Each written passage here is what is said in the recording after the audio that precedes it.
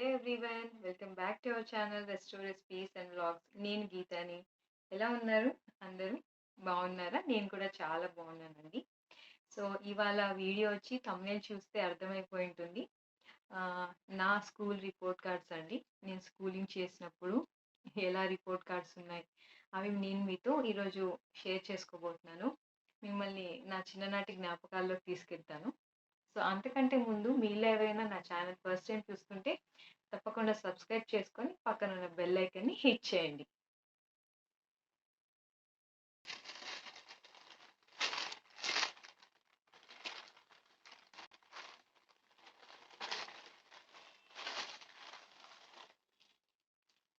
చాలా దుమ్ము పట్టిపోయినాయండి, మీకు కనిపిస్తున్నాయి లేదు. సో ఒక్కొక్కటిగా చేసి మీకు చూపిస్తాను. నా స్కూల్ రిపోర్ట్ కార్డ్ సర్టిఫికేట్స్, అప్పట్లో ఎలా ఉండేవి కార్డ్స్, నేను ఏ స్కూల్లో చదివాను, ఇవన్నీ మీతో షేర్ చేసుకుంటాను ఇవాళ. సో వీడియో అనేది స్కిప్ చేయకుండా చివరి వరకు చూడండి. సో నా రిపోర్ట్ కార్డ్స్ ఒక్కొక్కటిగా చేసి మీకు చూపిస్తాను. నాకు చాలా ఎక్సైట్మెంట్గా ఉంది మీతో ఇవన్నీ షేర్ చేసుకోవడానికి. ఫస్ట్ నా ఎల్కేజీ యూకేజీ కార్డ్స్ చూపిస్తాను. హెచ్సిఎల్ డివి పబ్లిక్ స్కూల్ కనిపిస్తున్నాయా? సో ఇది వచ్చి ఎల్కేజీ కార్డ్.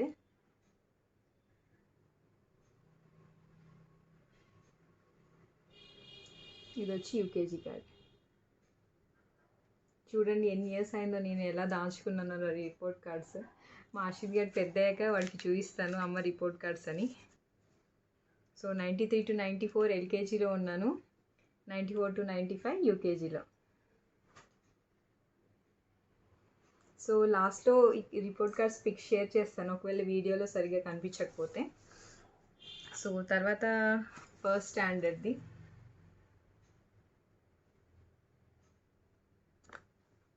అప్పటికి ఇలా మారిపోయాయి రిపోర్ట్ కార్డ్స్. తర్వాత సెకండ్ స్టాండర్డ్ది కొంచెం చిరిగిపోయింది, పర్వాలేదు. Second standard. తర్వాత థర్డ్ స్టాండర్డ్. తర్వాత ఫోర్త్ స్టాండర్డ్.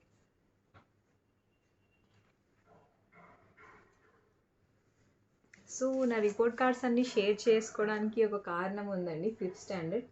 నేను ఏదో మెరిట్ స్టూడెంట్ అని చెప్పుకోవడానికి కాదు. స్కూల్కి వెళ్ళేది మనం యాక్చువల్గా నాలెడ్జ్ పెంచుకోవడానికండి. సో బుక్స్కి మీద ఉండేది చదివేసి ఎగ్జామ్స్లో రాసేసి మార్క్స్ కోసం కాకుండా మన ఓవరాల్ నాలెడ్జ్ పెంచుకోవడానికి స్కూల్కి వెళ్ళాలి అనేది పిల్లలకి మనం నేర్పితే బాగుంటుంది అని నేను అనుకుంటున్నాను. అలానే చదువు నెగ్లెక్ట్ చేయమని కాదు. సో బుక్లో ఏముందో యాజ్ ఇట్ ఈజ్గా నేర్చుకొని అదే రాయడం కాకుండా అందులో ఏముందో అందులోని మీనింగ్ అర్థం చేసుకొని దాన్ని మన సొంత భాషలో మనకు వచ్చిన వెకాబులరీలో ప్రజెంట్ చేయడం ఇంపార్టెంట్ అని నేను అనుకుంటున్నాను. సో ఇది పిల్లలకి చెప్పండి మీరు కూడా. ఏదైనా answer word to word, sentence to sentence చదవద్దు. ఆ వర్డ్స్లో ఆ సెంటెన్స్లో ఏం మీనింగ్ ఉంది ఆ మీనింగ్ అర్థం చేసుకో. అది నీకు ఎలా అర్థమైందో దాన్ని కన్వే చేస్తే మనకి నాలెడ్జ్ అనేది ఇంప్రూవ్ అవుతుంది. సో ఇది నా 6th క్లాస్ రిపోర్ట్ కార్డ్ అండి. చూసారా ఎలా దాచుకున్నాను. సో 7th వచ్చి నేను యాక్చువల్గా స్టేట్ బోర్డ్ రాశాను అనుకుంటానండి. ఎందుకంటే నేను 6th వరకు సిబిఎస్ఈ ఉంది. సడన్గా మా స్కూల్ని తర్వాత స్టేట్ బోర్డ్ చేసేసారు.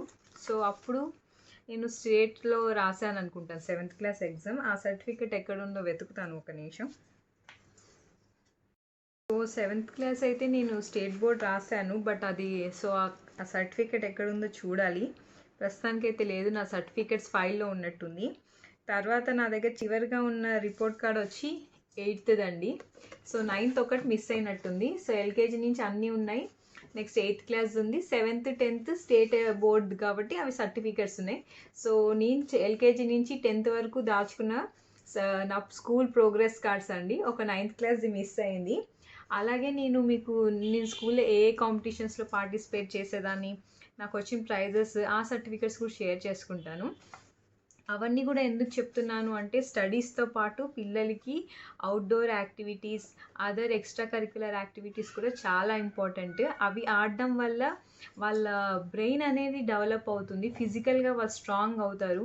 ఎప్పుడూ చదివే కాకుండా గేమ్స్ మీద, మిగతా extra curricular activities, singing, dancing, ఏదైనా వాళ్ళకి ఎందులో ఇంట్రెస్ట్ ఉంటే వాటిల్లో కూడా ఎంకరేజ్ చేయడం వల్ల వాళ్ళకి ఓవరాల్ డెవలప్మెంట్ బాగుంటుంది అని చెప్పడానికి నేను మీకు అవి కూడా చూపిస్తున్నాను. సో ఇది నా ఎల్కేజీలో నేను గెలుచుకున్న సర్టిఫికెట్ అండి. చాక్లెట్ రేస్ అని రాసుంది, నాకు గుర్తు కూడా లేదు. బట్ ఈ సర్టిఫికెట్ చూసాక ఆనందంగా ఉంది. సో నేను అప్పుడు చాక్లెట్ రేస్లో ఏదో విన్ అయినట్టున్నాను. సో ఎల్కేజీలో 3rd పొజిషన్ అని ఉంది. సో నాకంటే ముందు ఎవరో 2 చాక్లెట్స్ తీసుకున్నారు. సో ఇదొకటి స్వీట్ మెమరీ.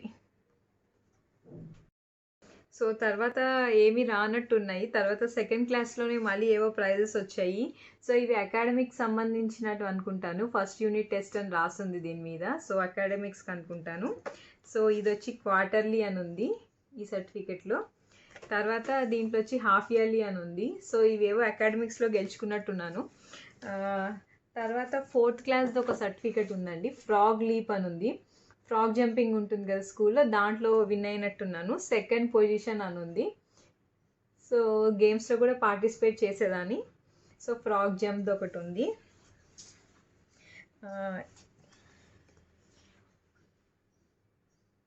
ఇంకోటి నేను చెస్ బాగా ఆడతానండి, చెస్ కోచింగ్ క్లాసెస్ కూడా వెళ్ళేదాన్ని. సో ఇది స్కూల్లో నేను చెస్ కాంపిటీషన్లో విన్ అయ్యాను. సో అందులో ఫస్ట్ ప్రైజ్ వచ్చింది. సో చెస్ ఆడితే మన మైండ్ అనేది, థింకింగ్ అనేది డిఫరెంట్గా థింక్ చేసే కెపాసిటీ ఇంక్రీజ్ అవుతుందని చిన్నప్పుడు మా పెద్దమ్మ దగ్గర పెరిగాను. ఆవిడ నన్ను చెస్లో జాయిన్ చేశారు కోచింగ్లో. సో చెస్లో నేను గెలుచుకున్న సర్టిఫికెట్ అండి, ఫస్ట్ ప్లేస్. చాలా బాగుంది కదా మీకు ఇవన్నీ చూపిస్తుంటే. మీలో కూడా ఎవరైనా ఇలాంటివి గెలుచుకుంటే మీరు నాతో నా ఇన్స్టాలో షేర్ చేయొచ్చండి, రెస్టో రెసిపీస్ దాంట్లో. నేను తప్పక నా వీడియోలో పోస్ట్ చేస్తాను, నెక్స్ట్ వీడియోలో. ప్లస్ నేను చదువుకున్న స్కూల్లో వాళ్ళు ఎవరైనా ఈ వీడియో చేస్తుంటే తప్పకుండా నాకు కమెంట్ చేయండి, HCLDAV public school Hyderabad. So ఇంకొక సర్టిఫికెట్ ఉంది, సోలో డ్యాన్స్ అండి. సోలో డ్యాన్స్లో కూడా నేను 7th క్లాస్లో ఫస్ట్ ప్రైజ్ విన్ అయ్యాను. ఇది నాకు బాగా గుర్తుంది. మా కంప్యూటర్ టీచర్ శిరీష మేడం గారు నాకు ఈ డ్యాన్స్ కంపోజ్ చేసి ఇచ్చారు. అప్పుడు నేను డ్యాన్స్ వేసిన సాంగ్ వచ్చి హిందీ మూవీ పేరు గుర్తులేదు. సాంగ్ అయితే హోటో మే ఏసీ బాత్ మే దబాకే చెలియాయ్ అనే సాంగ్కి నేను డ్యాన్స్ వేశానండి. అప్పుడు నాకు ఫస్ట్ ప్రైజ్ వచ్చింది. సో మీరు చూడొచ్చు, నేను అకాడమిక్స్తో పాటు స్పోర్ట్స్తో పాటు ఎక్స్ట్రా కరిక్యులర్ యాక్టివిటీస్ మీద కూడా కాన్సన్ట్రేట్ చేసేదాన్ని. సో ఇంకొకటి 8th క్లాస్లో ఖోఖోలో పార్టిసిపేట్ చేశాను. హన్స్రాజ్ గ్రూప్ అని ఉంది. అంటే స్కూల్లో పిల్లల్ని ఒక 4-5 గ్రూప్స్ లాగా డివైడ్ చేస్తారు కదా, సరస్వతి గ్రూప్, హన్స్రాజ్ గ్రూప్, మహాత్మా హన్స్రాజ్ అని. సో మా స్కూల్ దానికి మహాత్మా హన్స్రాజ్ కింద వస్తుంది కాబట్టి నేను ఆ గ్రూప్లో ఉన్నాను. సో ఖోఖోలో కూడా నాకు ఫస్ట్ ప్రైజ్ వచ్చింది. అంటే ఇండివిజువల్గా కాదు కదా, ఇది గ్రూప్ టీమ్ అంతా ఆడతాం. సో మా టీమ్ విన్ అయినట్టుంది, నేను అందులో ఒక మెంబర్గా, నాకు ఒక సర్టిఫికెట్ ఇచ్చారు. సో ఈ 3rd క్లాస్లో 3rd ప్రైజ్ వచ్చినట్టుంది, అకాడమిక్స్ది సర్టిఫికెట్. సో ఇది 4th క్లాస్ సర్టిఫికెట్ అండి, ఇంగ్లీష్ రెసిటేషన్ అని ఉంది. సో ఇంగ్లీష్లో ఏదైనా మాట్లాడమన్నట్టున్నారు. సో దాంట్లో వచ్చింది, 3rd ప్రైజ్ వచ్చింది. 1998, 99 అని ఉంది.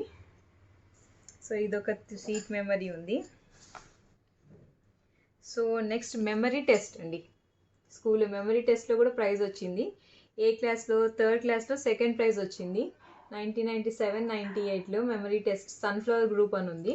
సో మెమరీ టెస్ట్ అంటే స్కూల్లో మామూలుగా మా స్కూల్లో ఏం చేసేవాళ్ళంటే ఒక రూమ్లో అన్ని ఐటమ్స్ పెట్టేసేవారండి. ఒక 30, 40, 50 ఐటమ్స్ వరకు పెట్టేసేవాళ్ళు. పిల్లల్ని 1 by 1 ఒక లైన్ లాగా ఫామ్ చేసి ఐటమ్స్ అన్నీ చూపించేవాళ్ళు. సో అందులో ఏ పిల్లలు ఎన్ని ఐటమ్స్ చూశారు అన్నీ అందరు చూస్తారు, ఎన్ని ఐటమ్స్ గుర్తుపెట్టుకొని పేపర్లో రాస్తారో వాళ్ళకి ఇలాగా మెమరీ టెస్ట్ అనేది ప్రైజ్ అనేది వస్తుందండి. సో మీరు కూడా మీ పిల్లలకి యాక్టివిటీస్ ఏదైనా చేయించాలి అంటే, కరోనా టైంలో లాక్డౌన్స్ ఉన్నాయి, LKG UKG పిల్లలకి అయితే ఇంకా స్కూల్స్ ఓపెన్ అవ్వలేదు. సో వాళ్ళకి ఇది చెయ్యండి. వాళ్ళకి ఏదైనా ఒక రూమ్లో ఒక 6-7 ఐటమ్స్ పెట్టండి, చూపించండి, వాటి నేమ్స్ చెప్పండి. బయటకు వచ్చాక ఏం చూసావు ఏంటి అని అడగండి. అలా సో పిల్లలకి ఆ థింకింగ్ కెపాసిటీ అనేది పెరుగుతుంది. సో ఇది ఒక ట్రై చేయండి. సో నెక్స్ట్ వచ్చి ఎల్కేజీలోది కూడా ఉంది, ఇంగ్లీష్ రెసిటేషన్లోనే ఉంది. సో చిన్నప్పుడు చాలా రెసిటేషన్ ప్రోగ్రామ్స్లో పాల్గొన్నాను ఇంగ్లీష్లో. ఇది ఎల్కేజీలోనే 3rd ప్లేస్ అండి. సో ఇదొక మెమరీ ఉంది. సో నెక్స్ట్ ఇంకొకటి ఫ్యాక్ట్స్ అండ్ ఫన్ అని ఇది ఉంది. ఇది డిక్టేషన్ అని ఉందండి. డిక్టేషన్ అంటే మనకి ఎవరైనా ఏదైనా చెప్తున్నప్పుడు వినేసి అది కరెక్ట్గా రాస్తున్నామంటే అది డిక్టేషన్ అనమాట. సో అందులో ఫస్ట్ ప్రైజ్ వచ్చింది. This is to certify that facts and fun competition అని ఉంది. ఇది బయట వేరే వాళ్ళు కండక్ట్ చేసినట్టున్నారండి. సో అందులో ఫస్ట్ ప్రైజ్ వచ్చింది చూడండి. సర్టిఫికెట్ మా స్కూల్ది కాదు. సో ఇది బయట వాళ్ళు కండక్ట్ చేస్తారు, అందులో ఫస్ట్ వచ్చినట్టున్నాను. సో ఇది నా లైఫ్లోనే ఒక మెమరబుల్ గుడ్ బ్యాడ్ రెండు అయ్యాయని చెప్పాలండి. సో ఏంటంటే నేను తెలుగులో స్పీచెస్ బాగా ఇచ్చేదాన్నండి స్కూల్లో ఉన్నప్పుడు. సరస్వతి టీచర్ అని ఒక తెలుగు మేడం ఉండేవాళ్ళు మా స్కూల్లో. ఈ సాయి సుధీర్ పీజీ కాలేజ్ అనేది ఈసీఎల్లో ఉండేది. సో వాళ్ళు మా స్కూల్కి వచ్చి చెప్పారు, ఇలాగా తెలుగులో కాంపిటీషన్ అవుతుంది, ఇక్కడ సెలెక్ట్ అయిన వాళ్ళు పుట్టపర్తి సాయిబాబాలో స్పీచెస్ ఇవ్వడానికి సెలెక్ట్ అవుతారు అని. సో అప్పుడు నేను కూడా అందులో పార్టిసిపేట్ చేశాను. మా స్కూల్ తరఫు నుంచి 2-3 పార్టిసిపేట్ చేశారు, అందులో నేను ఒకదాన్ని. సో నాకు ఇక్కడ 2nd ప్రైజ్ అని ఉంది. దీని వెనకాల ఒక పెద్ద కథే ఉంది, చెప్తాను. నేను పార్టిసిపేట్ చేశాను. నాకంటే నేను ఇది 9th క్లాస్లో పార్టిసిపేట్ చేశాను కదా. ఇంకో అమ్మాయి 8th క్లాస్ అమ్మాయి పార్టిసిపేట్ చేసింది. తను ఇంగ్లీష్ స్పీచ్ ఇచ్చింది, నేను తెలుగు స్పీచ్ ఇచ్చాను. అప్పుడు టాపిక్ ఏమి ఇచ్చారంటే ప్రార్థించే పెదవుల కన్నా సేవ చేసే చేతులే మిన్న అన్న టాపిక్ ఇచ్చారు. సో దాని మీద మాట్లాడాము. కాకపోతే నాకు ఆ అమ్మాయికి ఈక్వల్ పాయింట్స్ వచ్చేసాయి. అది అప్పుడు స్టేజ్ మీద ఫస్ట్ ప్రైజ్ ఆ అమ్మాయికి ఇచ్చారు, 2nd నన్ను పిలిచారు. బట్ వాళ్ళు స్టేజ్ మీద ఇలా చెప్పారనమాట, ఏమని, మీ ఇద్దరికి టై అయింది, మీ ఇద్దరు సేమ్ స్కూల్ నుంచే, బట్ ఏజ్లో ఆ అమ్మాయి నీకంటే 1 year చిన్నది కాబట్టి ఆ అమ్మాయికి ఫస్ట్ ప్రైజ్ ఇచ్చాం, నీకు 2nd ప్రైజ్ ఇచ్చామని చెప్పారు. సో అప్పుడు గెలుచుకున్న సర్టిఫికెట్ అండి. తర్వాత నేను స్పీచ్ పుట్టపర్తిలో అయితే ఇవ్వలేదండి, ఎందుకంటే ఈ కాలేజ్లో ఫస్ట్ సెలెక్ట్ అయిన వాళ్ళకి అక్కడికి వెళ్ళే ఛాన్స్ ఉంటుంది అని వాళ్ళు చెప్పారు. సో నేను 2nd వచ్చాను కదా, సో నేను ఆ ఛాన్స్ కోల్పోయాను. అది కూడా నాకు ఎలా తెలుసు, నేను మొత్తం అక్కడికి కూడా స్పీచ్ ప్రిపేర్ అయిపోయాను, ఎక్కడో సరిగా గుర్తులేదు. బట్ ట్యాంక్ బండ్ దగ్గర ఒక ఆడిటోరియంలో కండక్ట్ చేసి అక్కడి నుంచి పుట్టపర్తికి అని చెప్పారు. నేను ప్రిపేర్ అయ్యేసి తీరా మా పెద్దమ్మతో అక్కడికి వెళ్ళిన తర్వాత, సో మీ నేమ్ లేదు, మీరు 2nd వచ్చారు, ఓన్లీ ఫస్ట్ ఉన్న వాళ్ళకే అన్నారు. అప్పుడు చాలా డిసప్పాయింట్ అయిపోయాను. కానీ మా పెద్దమ్మ పక్క నుంచి ఎంకరేజ్ చేశారు, ఇది కాకపోతే ఇంకో ఛాన్స్ వస్తుంది, బట్ నీకు తెలుసు కదా నువ్వేంటి అనేది అని అన్నారు. సో అప్పుడు అలా సరిపెట్టుకున్నాను. సో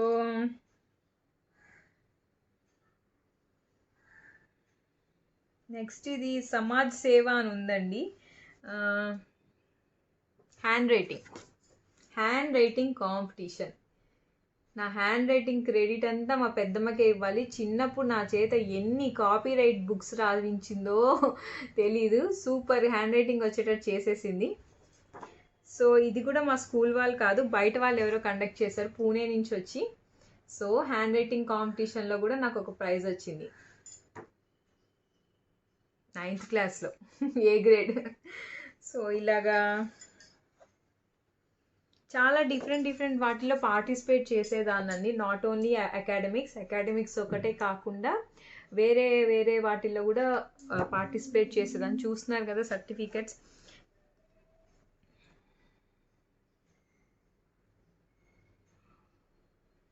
సో ఇంకోటి కూడా నా దగ్గర ఏదో సర్టిఫికెట్ ఉంది, ఎల్కేజీ యూకేజీ సర్టిఫికెట్. ఇది యూకేజీ డీలో ఉన్న సర్టిఫికెట్. యూకేజీలో కూడా నేను ఏవో అచీవ్ చేసేసాను. సో రన్నింగ్ రేస్ ఎల్కేజీలో. సో సాఫ్ట్ స్కిల్స్లో ఏదో పార్టిసిపేట్ చేశాను. సో ఇదొక సర్టిఫికెట్ ఉంది సాఫ్ట్ స్కిల్స్ది. సో బేసిక్గా నేను మీతో ఈ వీడియో షేర్ చేసుకోవడానికి గల కారణం ఏంటంటే, ఒకటి రిపోర్ట్ కార్డ్స్ ఎలా ఉండేవి, అప్పట్లో స్టడీ అంటే ఏంటి, ఇప్పట్లో ఏంటి అనేది జస్ట్ ఒకటి చెప్పడానికి. సో చూసారు కదా నా స్కూల్ రిపోర్ట్ కార్డ్స్. ఎల్కేజీ నుంచి కూడా ఓన్లీ స్టడీ కాకుండా స్పోర్ట్స్లో పార్టిసిపేట్ చేసేదాన్ని, handwriting competitions, speeches, recitation, dictation ఎన్నిగా ఉన్నాయో అన్నిట్లో పార్టిసిపేట్ చేసేదాన్ని. ఎందుకు ఇన్నిట్లో పార్టిసిపేషన్, ఏదో ఒకటి పర్ఫెక్ట్ అవ్వచ్చు కదా అని అనుకుంటారేమో. Participation is more important than winning prize అని ఎప్పుడు నాకు స్కూల్లో చెప్పేవారండి. మా పెద్దమ్మ నన్ను ఫస్ట్ నుంచి ఎంకరేజ్ చేసేవాళ్ళు. ప్రైజ్ గెలవడం ఇంపార్టెంట్ కాదు, పార్టిసిపేట్ చేసి చూడు, అసలు అందులో ఏముందో తెలుస్తుంది. సో పార్టిసిపేట్ చేయి, ఫస్ట్ పార్టిసిపేట్ చేస్తేనే కదా అసలు తెలుస్తుంది. సో మెమరీ దాంట్లో పార్టిసిపేట్ చేస్తే తప్పేంటి, మన మెమరీ ఏంటో మనకు తెలుస్తుంది, మనం ఏం చేయగలుగుతున్నామో. ఒకవేళ తక్కువగా ఉంటే అది ఇంప్రూవ్ చేసుకోవడానికి ప్రయత్నిస్తాం. సో అలాగా ప్రతి దాంట్లో పార్టిసిపేట్ చేసేదాన్ని. పిల్లల్ని మగ్గ బట్టి ఇలా కాకుండా మీనింగ్ అర్థం చేసుకొని చదవడం, ప్రజెంట్ చేయడం నేర్పితే చాలా బాగుంటుందని నేను అనుకుంటున్నాను. స్పోర్ట్స్లో కూడా ఎంకరేజ్ చేయండి. స్పోర్ట్స్ అంటే వాళ్ళు పెద్ద పెద్ద ప్లేయర్స్ అయిపోమనట్లేదు. రోజు సమ్ ఫిజికల్ యాక్టివిటీ చేయడం వల్ల ఇంకా మన మైండ్ అనేది షార్ప్ అవుతుంది, కాన్సన్ట్రేషన్ పవర్ ఇంప్రూవ్ అవుతుంది. చాలామంది రాంగ్ నొటేషన్లో ఉంటారు పేరెంట్స్.